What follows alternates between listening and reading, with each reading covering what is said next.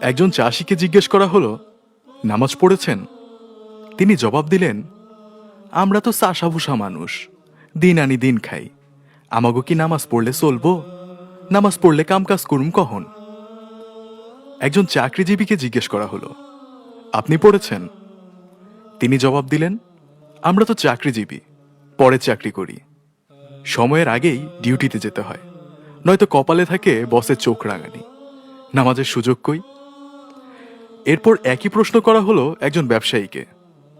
তিনি জবাব দিলেন, ব্যবসা করি, মাত্রই দোকানটা খুলছি, নামাজে তো যাইতেই হবে, এটা তো ভালো কাজ, কিন্তু দোকান রেখা নামাজে গেলে দোকান দেখবে কে বলেন? এবার একজন ছাত্রকে জিজ্ঞেস করা হলো। সে জবাবে বলল, কি যে বলেন, পড়াশোনার যে চাপ, নামাজ পড়ার সময় কই? তাছাড়া মানে আর কি, কাপড়টাও পাক পবিত্র নাই, কেমনে কি করি বলেন? আমতা আমতা করতে লাগলো। এভাবেই কিছু মানুষ এড়িয়ে যায়, মহান রবের মস্ত বড় হুকুম মানা থেকে নিজেকে বাঁচিয়ে রাখতে চায়। হঠাৎ একদিন খবর পাওয়া যায় চাষি করমালি আর নেই, ইহধাম তাকে বিদায় জানিয়েছে। অফিসে যাচ্ছিলেন আনোয়ার সাহেব, চাকুরিজীবী ভাইটি। সময় মতোই পৌঁছতে চেয়েছিলেন, সময় তাকে সহযোগিতা করেনি। একটা অ্যাক্সিডেন্ট। পঙ্গু হসপিটালে বাড়ে এক নতুন পেশেন্ট। অথর্ব অকাজের হয়ে কাটে আনোয়ার সাহেবের বাকি জীবন। ব্যবসায়ী মহাজন সাহেব, দোকান দোকান করেই কাটত তার সারা বেলা। ব্যবসার হিসাব কিতাব মিলাতে গিয়েই হঠাৎ একদিন বুকে ব্যথা ওঠে। নামাজ পড়ার সময় ছিল না যে লোকটির। আল্লাহকে দেয়ার মতো সময় কখনো হয়নি যার। হ্যাঁ, তিনি হসপিটালে নেয়ার আগেই চলে গেলেন ওপারে। আর ওই যে যুবক ভাইটি, নামাজে যার ছিল চির গাফলতি, অল্প বয়সে সেও চলে গেল একদিন। বড় আশা ছিল তার জীবনকে নিজের মতো করে সাজাবার। জীবনের রং রস গন্ধে মাতাল ছিল তার মন। আল্লাহকে চেনার তার সময় ছিল কখন? এখন আমরা কি ভাবছি? আমি কি চাষি করমালি?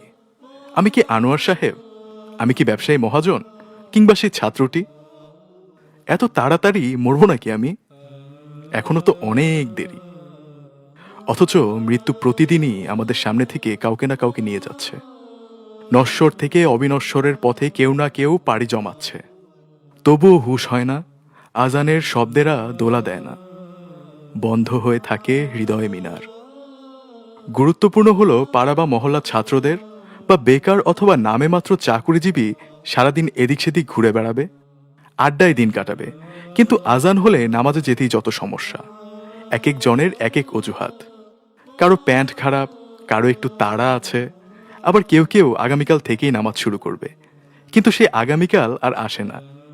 হে মানুষ, শেষ বিচারের দিন যখন আল্লাহ রাব্বুল আলামিনের সামনে দাঁড়াতে হবে, তখন কি অজুহাত দেবে? আল্লাহর কাছে কি তোমার আমার এসব অহেতুক অজুহাত চলবে? চলবে না প্রিয় ভাই আমার। তাই আর সময় নষ্ট না করে আজই নামাজ শুরু করুন। আজই ফিরে আসুন মসজিদের দিকে, কল্যাণের দিকে। মুয়াজ্জিন ডাকছে আমার ভাই। মৃত্যুর ফেরেশতা আজরাইল আলাইহি ওয়াসাল্লাম ডাক দেওয়ার আগে মুয়াজ্জিনের ডাকে সাড়া দিন, না হলে যে মুক্তির আর কোনো পথ থাকবে না। আল্লাহ তাআলা আমাদেরকে বোঝার তৌফিক দান করুন, আমিন। আমাদের ভিডিওগুলো ভালো লাগলে আমাদের ইসলামিক স্টোরি পেজ লাইক দিতে পারেন এবং আমাদের YouTube channel Islamic story subscribe করতে পারেন।